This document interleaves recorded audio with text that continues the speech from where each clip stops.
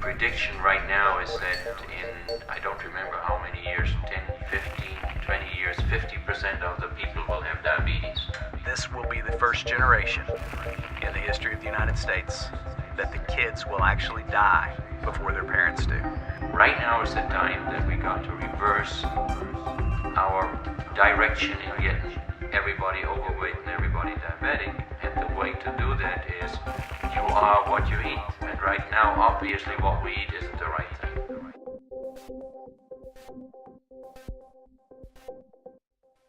When a child develops diabetes at the age of 10, a type 2 diabetes, by the 10 years from that point, they typically begin to develop heart disease.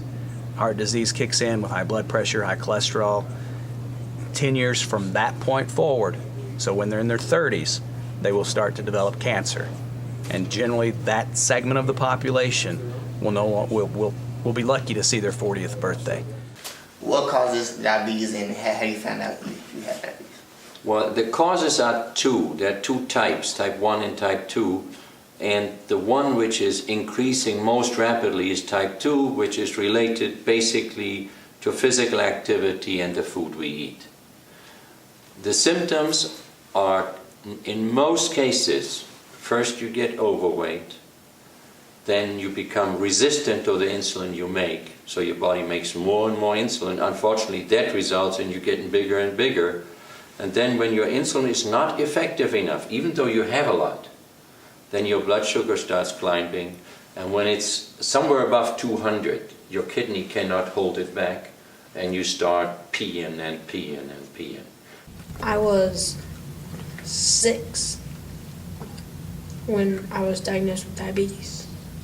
What are the problems that led up into your diabetes? My skin was really pale, and I was always thirsty, and I was always going to the bathroom. They get up all night, every hour, to go to the bathroom. Then, if it gets worse, they can actually lose weight and get skinny, and everybody is very happy. I lost tons of weight. The trouble is that means they're really in pretty severe shape. They sent me straight over to the hospital, and I was in ICU for a week. When we ended up in ICU, he was totally dehydrated. They think he was probably about 3 days from going into coma. He was slipping that fast. And I don't really remember anything but waking up a week later. And it took 2 to 3 days just to get enough fluids in him to kind of start getting him hydrated, and then starting getting his whole system back in check. And we was there right at a week before we were able to go home. That's why this is so important, that you get control of what you're putting into your mouth, the type of exercise that you're doing, and behavior modification to figure out why it is that you have to eat ice cream at midnight, or why it is that you have to have a Coke with every meal, or why it is that you can't get outside and ride your bike or go for a walk around the block. Those are the keys to good health. We need to be good role models. If we're not exercising, most likely our kids aren't. Kids need at least 1 hour of exercise a day. It's real simple. Even just get outside and play with your kids in the yard. Exercise not only lowers the risk of obesity, but also the risk of disease. Cardio exercise lowers your child's chance of heart disease. Exercise also increases the sensitivity of your insulin receptors. What happens then is that your insulin works better and it lowers your chance of diabetes. The 3 best ways to ensure that your child does not become obese are free. There's no charge. It's that simple. The first one is that you need to eat together 5 to 7 times a week. The next one is make sure your child gets at least 8 hours of sleep a night. And the next one is limit TV time to a maximum of 2 hours a day, and that's it. I lost 115 pounds and was able to get off of insulin. How did you do it? I learned how to prepare things differently. Instead of frying my beans, I would let my beans boil and use a lot of spices in them, and then I would just mash them instead of making them with oil or manteca, lard. I'd have to say I do 99.9% of the cooking in the house. I probably cook 3 to 4 at least, try to make them good meals a week. So I buy vegetables, I cut them up pretty small, and I hide them. And what do you mean you hide them? Where do you chop them up really? I dice everything, and I still like to do that because I like to cook that way anyway. I'm trying to get used to beans right now, but so I try to eat them more. I didn't like tomatoes before, but I kind of like them now, just a little bit. It's gotten where they can eat, a little bit more mature sustenance now. When they were 2 or 3, McDonald's and Burger King was something they'd eat mine. Now I don't think we've gone in years because that's not the food that they want anymore. They can tell the difference. I've noticed actually because I eat before I go to volleyball practice, so energy is important. It's a lot longer with his food. He makes very energy sustaining foods because he knows we're a very active family. So. Probably the easiest thing and the least expensive thing for anybody to do with any type of disease process or prevention of disease is to eat plenty of vegetables, green leafy vegetables, multicolored vegetables. These things are very low in carbohydrate, they're very high in nutrients, and they're very good for people who have diabetes, type 1, type 2, people who have heart disease, and people who want to prevent different types of diseases. Salad night is good, because we add good things to it that'll make it a little energy sustaining, like chicken or something, a little bit better and make it taste better too. Salad first, because that's basically fiber plus minerals plus vitamins. And if you fill up a goodly amount in there, you can't eat a whole bucket of spaghetti anyway. But even then, if you eat the whole bucket, because of the fiber in there, it cannot get out of the stomach so fast, so your blood sugar does not spike. It gets much slower, and therefore you need less insulin. Don't be deceived by a veggie chip versus a potato chip versus a corn chip. Just because veggie's in the name does not mean that it's actual coming from a vegetable. It's typically coming from potato, and then they add some color from the vegetables themselves. This is an alternative. This is actually a soda pop that is sweetened with stevia, which is a natural plant. We also have colas that are made with pure cane sugar. It's a part of everybody's life, whether it be at a softball game or whether it be after a kid's soccer game. Soda pop is something that is oftentimes used in celebration. But in certain folks, it's also used as a staple of their diet. And that is when it becomes an issue. So just because it's a diet or just because it's a low sodium or a low sugar type of pop does not mean that it's going to be a healthy or a great alternative for you.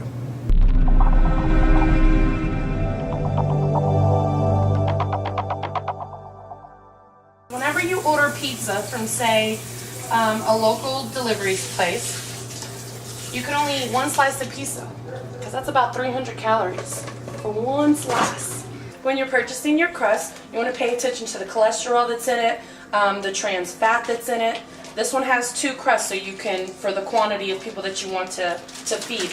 And then also always pay attention to the ingredients, the type of fat that it has in it. We like wheat bread, so we're going to eat wheat crust pizza. Step 1 is you always want to preheat your oven. We have it preheated to 450 right now. And then always bring out your crust so that it could get room temperature.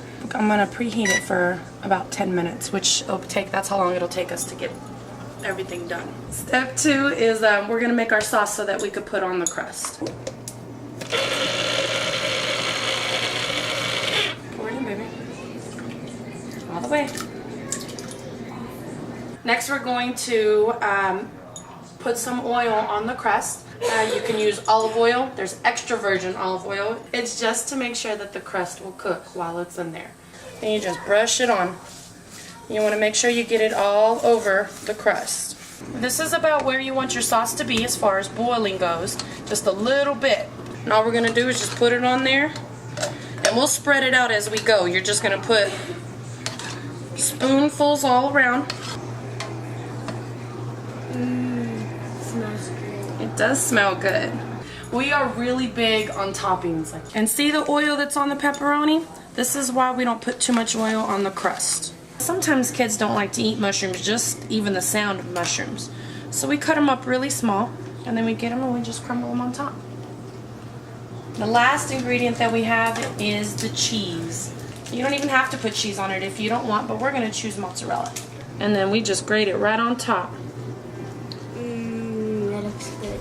To make it, it took maybe 10 minutes. Open the door for me. Sure. Thank Oh you. my god. I can already hear it steaming. And then it costs you half the price of ordering it. So not only did you save money, you saved the time, and you got to make it the way you wanted it. Ooh. You know it's done because the cheese is crusted on the top. You see that crust right there? And that's how you know it's done.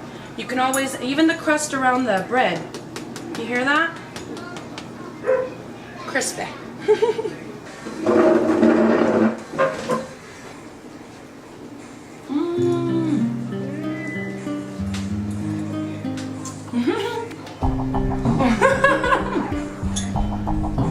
Before 1950, there was no type 2 diabetes in the American Indians of the West, specifically the Pimas in Arizona. Then we were kind enough to allow stores to be built on the reservation where they could get all the great food which is killing us. And they started to eat white bread and all that stuff. Within years they had type 2 diabetes, and after somewhere 20 years, they had diabetes to the point that age 28 and 30 they started dying. They could reverse it. If they can, why can't we?